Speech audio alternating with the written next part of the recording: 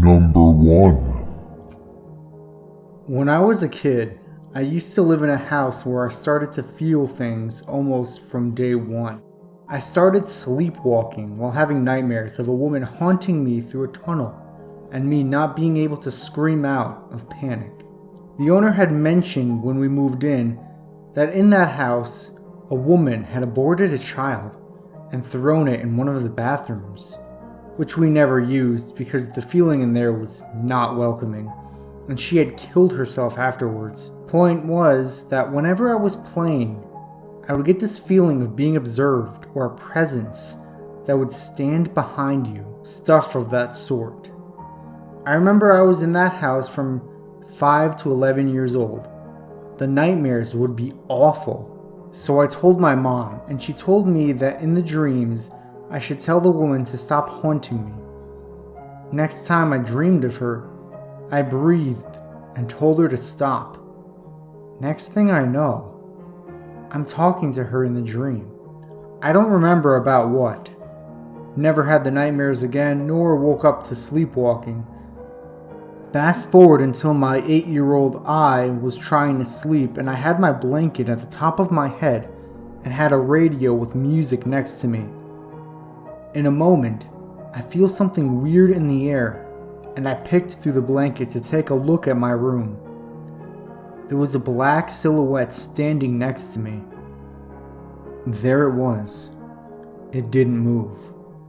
Next thing I know is that I wake up the next morning, and I told myself, how did I fall asleep while looking at that thing? You ask me, I felt as if I was sent to sleep by the thing because I wasn't sleepy at all. Nobody would with a thing like that. Fast forward to my 10-year-old self, the worst thing that had ever happened to me in that house. My mother had told me not to go to bed too late at night because I was in my room watching TV. She went to bed at 11 or midnight. I turned off the TV and opened my door to go to the bathroom. My house had a long hallway from the front door, going through the living room, kitchen, and finally my room at the end of the hall. The bathroom that we used was at the back of the house, and I had to, in the way, pass by the hall. I was always afraid and felt something was watching me, so I looked at the hall when I went by. This time, I did too. I opened my door and went out of the room and looked, and suddenly, I saw a little white kid with a blanket. He opened his arms as if he had wings and screamed at me, and I freaked out and ran to my mother's room that was in the back of the house. While I was running, I felt as if it was running behind me. My mother's room, which was never locked, was locked. I had to scream for about 7 seconds while she woke up and opened the door. The longest 7 seconds of my life. With that presence behind me, I looked straight at the door. I felt that if I looked back to the corner, I would see something. She went out and checked the house. Found nothing. Number 2. So I'm 16 years old and I can drive. Every weekend or so, me and my 2 buddies drive around at night and see what kind of trouble we can get ourselves into. Well, this past weekend, we started getting bored because we had visited every place that we usually go to. Until one of my friends, Jeff, suggested that we visit the lake behind the local middle school. Keep in mind that this is at around 9:30 at night. The middle school is surrounded by houses, but following a few roads and turns you end up in a heavily wooded area.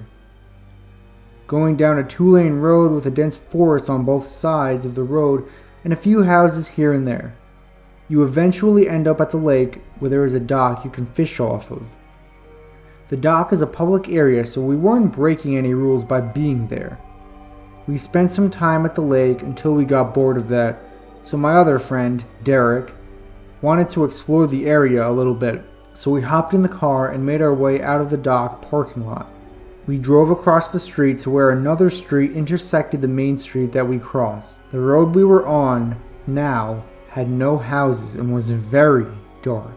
It was just that the atmosphere kind of freaked us out. But this is where it gets weird. We were still traveling on that road when we came across two cars, parked on the left side of the road facing the opposite direction we were. The car in front, we assumed, must have had been there for a while because it was off and was frosted over. The car behind it was on and running, with the inside lights on and the passenger door still open.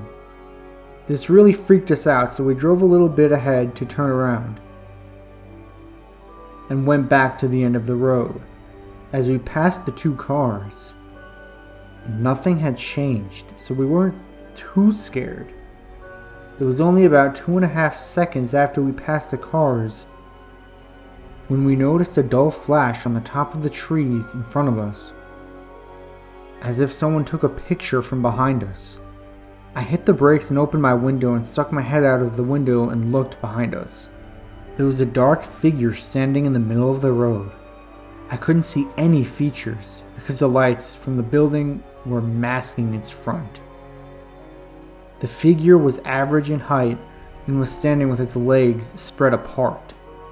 Its arms were at its sides and appeared to be holding something square in its hand. I slammed on the gas pedal and peeled out of there. Jeffrey saw it, but Derek didn't get a good look. We were all shaken up about the whole event. I no longer go out driving to unknown areas at night.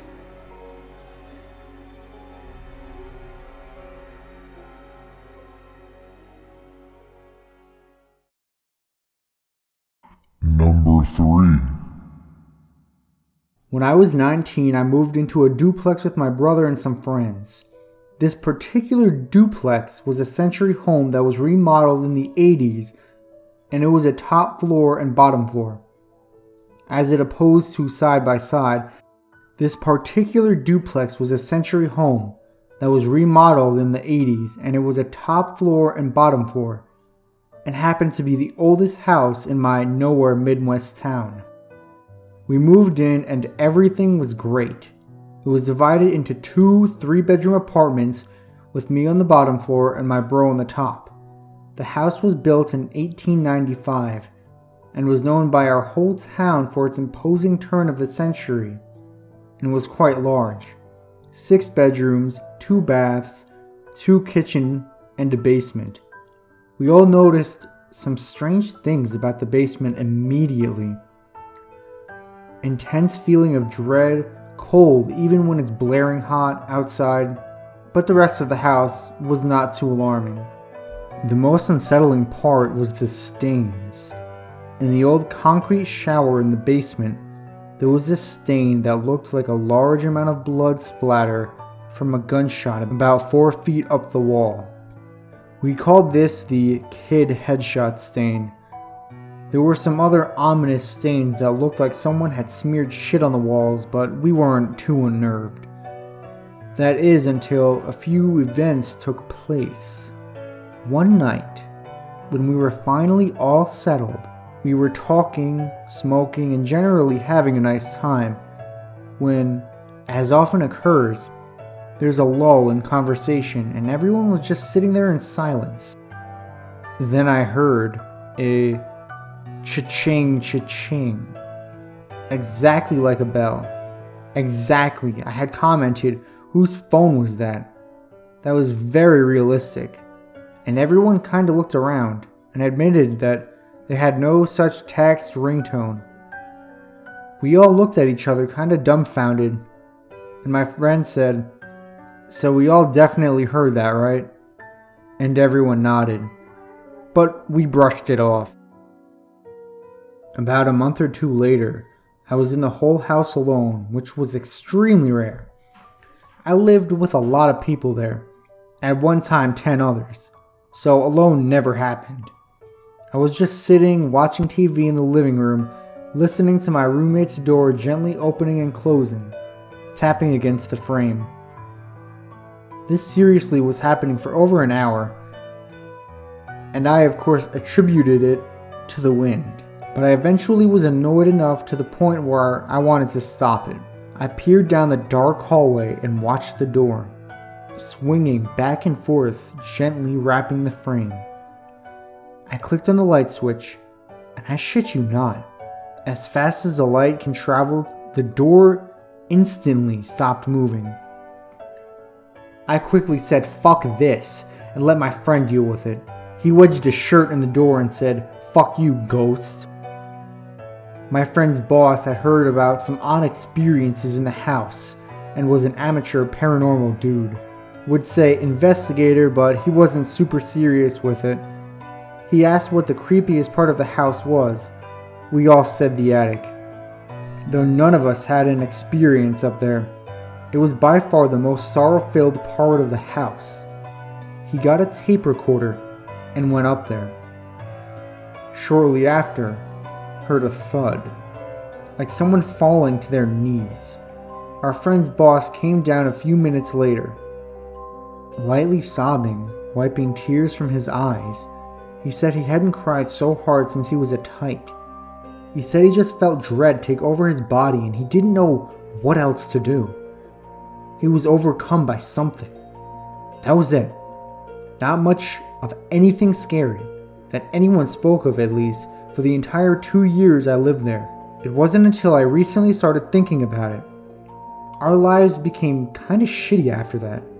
There was always at least one or two of us there who were horribly depressed.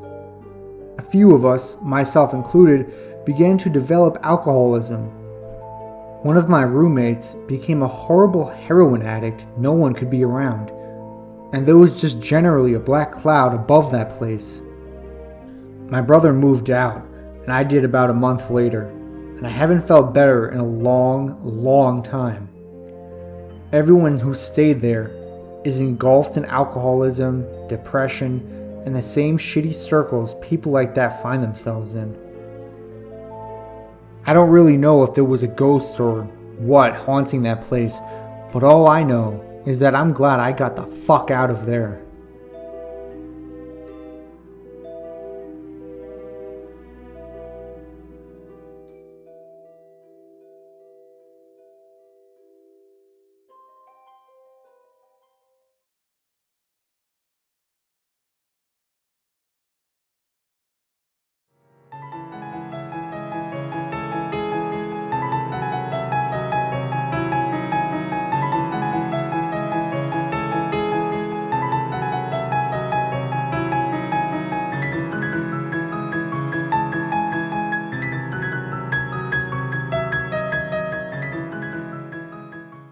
Beep beep.